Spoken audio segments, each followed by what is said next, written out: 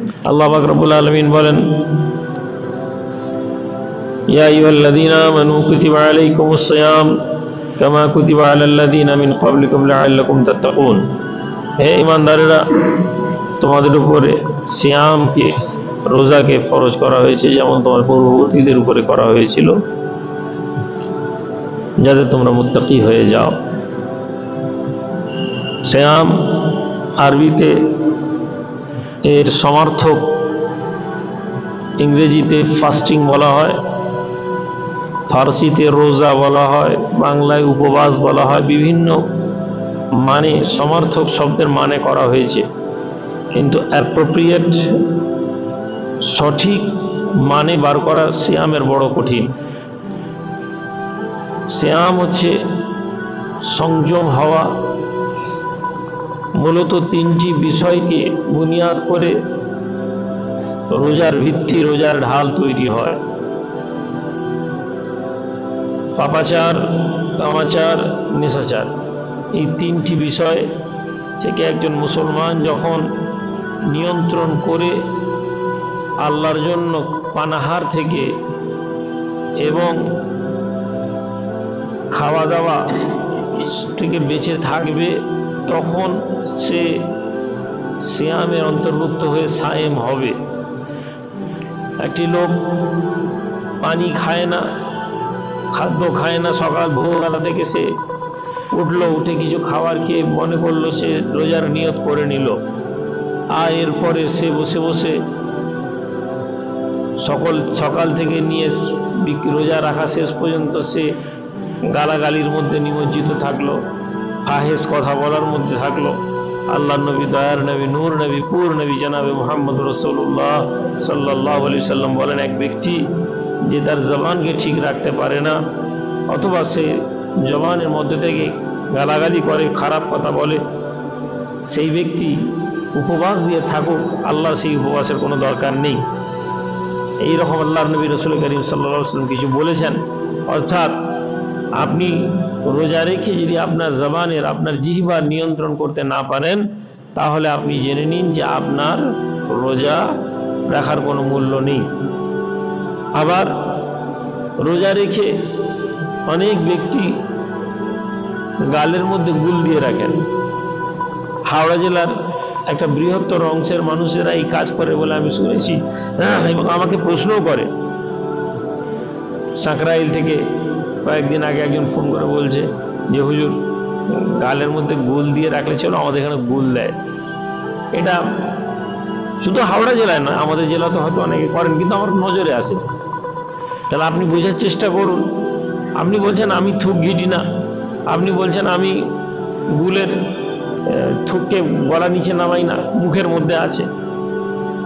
এই রকম ধরনের নেশা আপনাকে রোজা থেকে বহিষ্কার করে দিবে।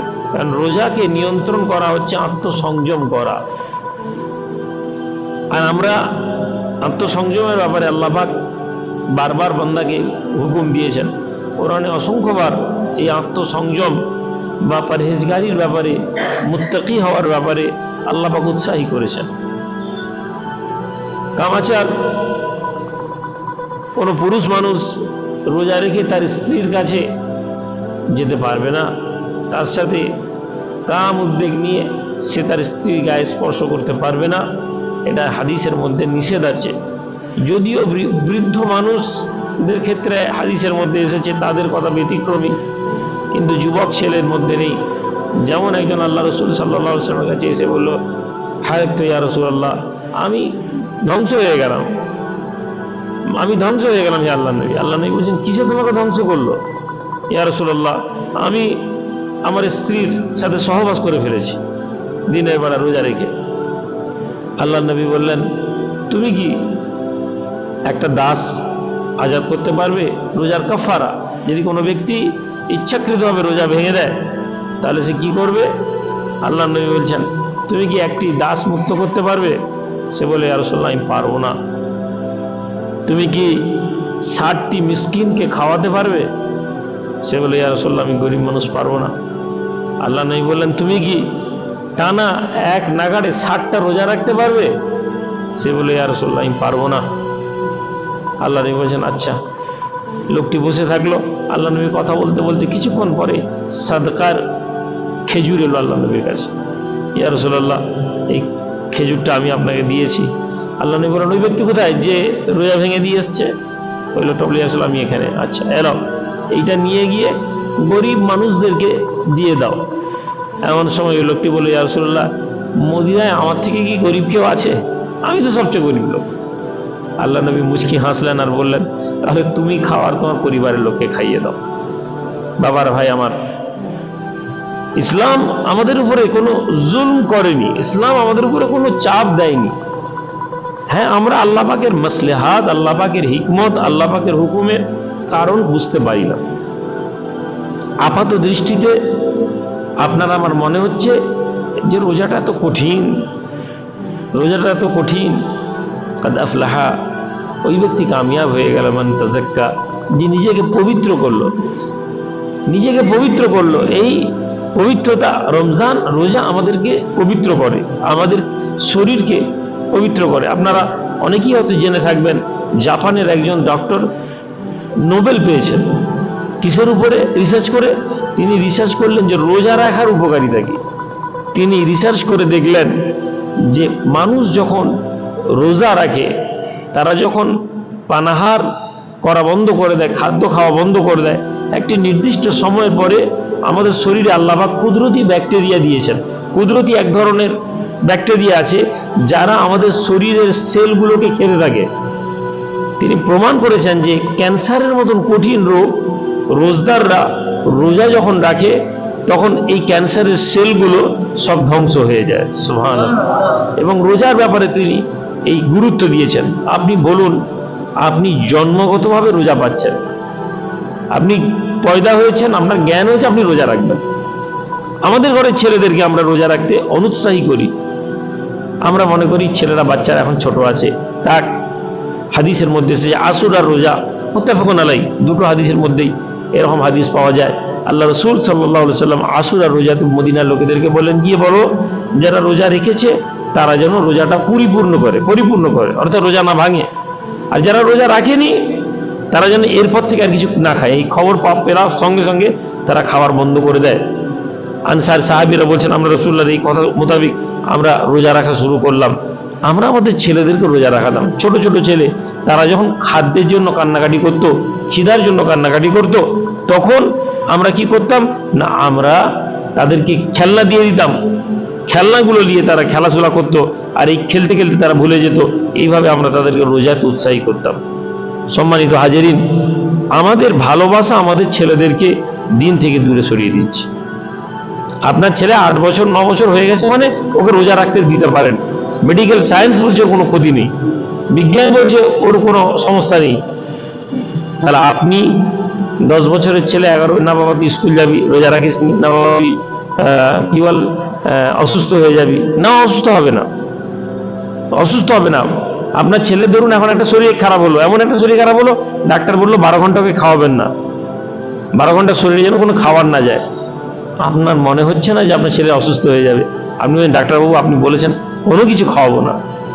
সম্মানিত হাজিরিন, রমজানুল মুবারক আমাদের জন্য পবিত্র মাস। এই রমজানুল মুবারককে আমাদের জন্য ইবাদতের বেশি বেশি করে আমলের মাধ্যম বানাতে হবে। আপনারা যারা এসেছেন, রোজা চলে যাবে, আমি বুঝতে পারবো না যে রমজান শেষ হয়ে যাবে। আপনি ভাবতে পারছেন 6-7টা রোজা হয়ে গেল, 6টা রোজা হলো, আজকে 6টা রোজা হয়ে গেল, ভাবতে পারলাম নি। মনে হয়েছিল রমজান, ভাবুন তো যখন রোজা আসলো হয়েছে কত কি হয়েছিল, একটু দোয়া পড়বো, একটু তসবিহ পড়বো, একটু জিকির করবো, হয়নি, 6টা হয়ে গেল।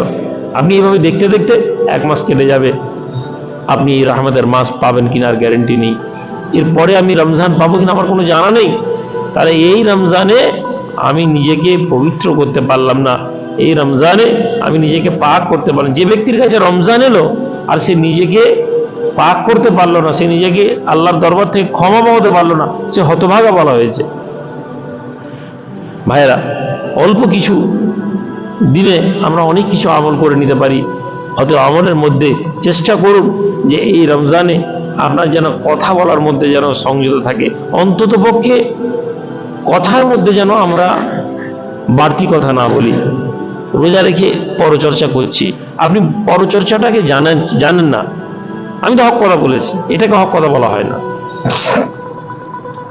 আপনি বসে বসে চা দোকানে কারো সমালোচনা করছেন, হ্যাঁ হক কথা। ওই লোক মসজিদ কমিটির লোক, মসজিদ কমিটির সেক্রেটারি টাকার হিসাব দেয়নি, ও টাকা করে নিয়েছে, ওর অনুপস্থিতিতে আপনি যখন বসে বসে আলোচনা করছেন, এটাই গীবত, এটাই গীবত। আপনাকে যদি মনে হয় মসজিদ কমিটির লোক টাকা লাইনি, আপনিও সামনে বসে বলেন। হাত্তাকে চোরকে চোর বলাটাও তার অনুপস্থিতিতে, কানাকে কানা বলাটাও তার অনুপস্থিতিতে, খোঁড়াকে খোঁড়া বলাটাও তার অনুপস্থিতিতে গীবত হয়ে যাবে। আর এই রোজা আপনার ভেঙে যাবে। নবীজিকে বলা হলো রোজার একটা ঢাল, যে ঢাল জাহান্নাম থেকে বান্দাকে আড়াল করে রাখে। সাহাবারা বলেন, ইয়া রাসূলুল্লাহ, এই ঢাল কি ভেঙে যায়? বলা হলো হ্যাঁ। কিভাবে? যখন তুমি গীবত করো। তাহলে আপনি বলুন, আমার জবানের নিয়ন্ত্রণ নেই, অথচ আমি মনে করছি আমি কত রোজা রেখেছি। একটা রোজা সারাদিন, সন্ধ্যের পরে রাতের বেলা ইফতার করে ঘুমাতে যাওয়ার টাইম সারাদিন স্মরণ করুন, আজ সকাল থেকে ইফতার পর্যন্ত কি আমি কারো নামে কিছু বলেছি? এই জন্য রমজানের বুজুর্গরা অনেকদের আমল ছিল, তারা কথা বলতেন না কারো সাথে। তারা নিজেদেরকে ঘরের মধ্যে বন্ধ করে রেখে দিতেন। কারণ কথা বললে পরচর্চা হয়ে যাবে, কথা বললে গীবত হয়ে যাবে, কথা বললে অন্যের সমালোচনা হয়ে যাবে। আমরা যে সমাজ ব্যবস্থা বাস করি, অন্যকে নিয়ে আলোচনা না করলে আমাদের কথা আলোচনা পরিপূর্ণ হয় না। আল্লাহ পাক আপনাকে আমাকে আমাদেরকে রমজানের উপরে আমল করার তৌফিক দেন, এবং আল্লাহ পাক আমাদের জবানগুলোকে নিয়ন্ত্রণ করে দেন, কেবলমাত্র তার জিকির আসকার তাসবিহ তাহলিলের মাধ্যম থেকে যেন আমাদের রোজাগুলো আল্লাহ পাক কাটিয়ে দেন। আল্লাহুম্মা আমিন। আল্লাহু রাব্বানা আতিনা ফিদ দুনিয়া ওয়া ফিল আখিরাতি হাসানাতান